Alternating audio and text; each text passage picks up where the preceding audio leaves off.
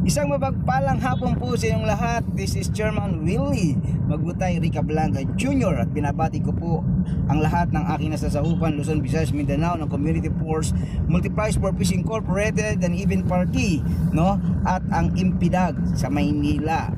So, kamusta po kayo lahat dyan? At maging po sa ating mga kaibigan na mga kapulisan dyan sa Camp Crame, no? Saludo po kami sa inyong kasipagan at sa inyo pong paglilingkod para sa bayan. Meron lang po akong nais ipahayag, sabihin sa inyo, dahil this is my rights, no?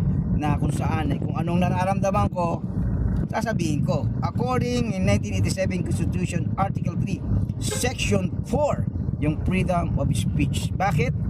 Kasi ganito yun. Gusto ko lang pong iklaro yung mga operation ng ating pong mga traffic enforcer, no? Mayroon po kayong pagkakataong magkomento, no? Actually, yung huli-huli po dyan sa mga gilid-gilid, no, ay okay naman yon. Sumusunod po tayo sa batas o ordinansa na ginagawa ng city, no, sa mga LGU, sa local government. So, kaya lang ay napapansin natin parang inaabuso yung karapatan at kapangyarihang ibinigay sa kanila. Bakit? No?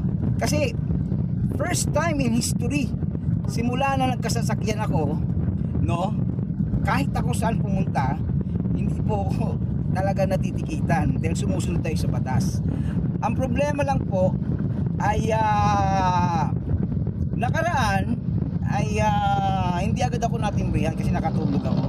Yung sasakyan ko naka-park sa gilid, no, ng aking opisina. So mayroong bigla ang operation ang ating pong mga kapatid sa mga traffic enforcers na kung saan ay may tanong ako, no? Mayroon ba kayong konsiderasyon o pabor sa mga hinuhuli ninyo bago nyo ito tikitan, no? Wala pang 2 minuto sa pag-akyat ko mula doon sa aking tahanan, makyat ako pataas kasi pababa yung bahay namin. Pagbungad ko doon sa may pinto ay may ticket na yung aking sasakyan na hindi man lang ako pinatawag. Wala pa 2 minuto at nakita ko doon sunod-sunod nilang pinaglalagyan ng ticket yung mga sasakyan.